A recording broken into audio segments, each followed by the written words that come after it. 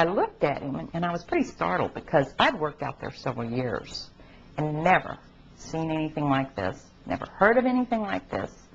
And I said, "Is this a UFO?" And he's smiling at me, and he says, "I can't tell you that. I can't tell you that." What I knew he meant was it was, but he couldn't tell me. So I said, "What are you going to do with this information?" And he said, "Well, we always have to airbrush them out before we sell them to the public."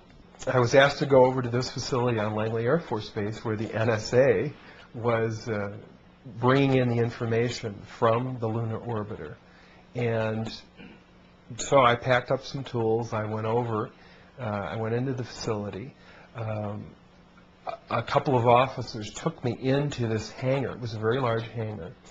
So they took me into this laboratory. I took a look at the equipment. There was an airman second class in there. I was an airman second class as well. At the time, I didn't know what the real purpose of this darkroom and this operation in this facility was.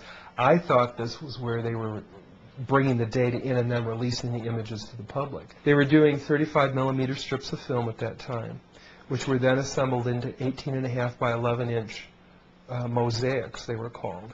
There was a digital signature and a grayscale on every 35 millimeter strip.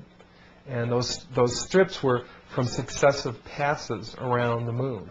So he was showing me how all this worked, and we walked over to one side of the lab, and he said, "By the way, we've discovered a base on the back side of the moon." And at that point, I became frightened and was a little terrified, thinking to myself that if anybody walks in the room now, I know we're in jeopardy, we're in trouble, because he shouldn't be giving me this information.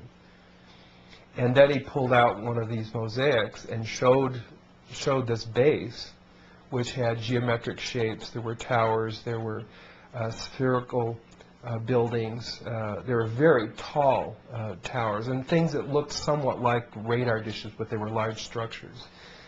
If I compare it to what I'm seeing now, because I do have photographs that have artifacts in them that are similar to what I saw, they're massive. Some of the structures are, half a mile in size. So they're huge structures. Some of the buildings seem to have very reflective surfaces on them.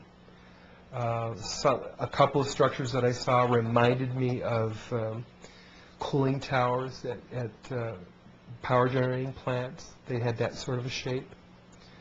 Some of them were just very, very straight and tall with a flat top.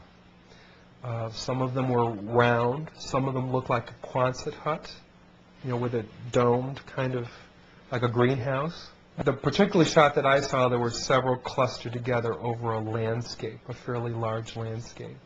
I didn't want to look at it any longer than that because I felt that my life was in jeopardy.